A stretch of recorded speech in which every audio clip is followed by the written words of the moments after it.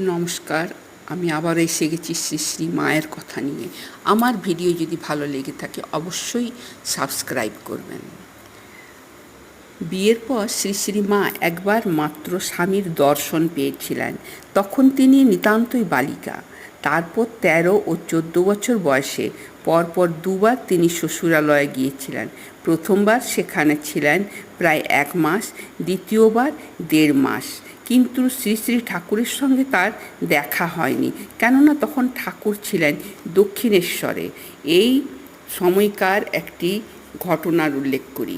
1322 বঙ্গাব্দ ভাদ্র মাসে শারদা মা ছিলেন জগদম্মা আশ্রমে। সেই সময় একদিন আরতির পর দুজন সাধু তাকে প্রণাম করতে বাড়িতে ভিতরে গিয়েছিলেন। শারদা মা তাদের উঠোনে বসিয়েছিলেন।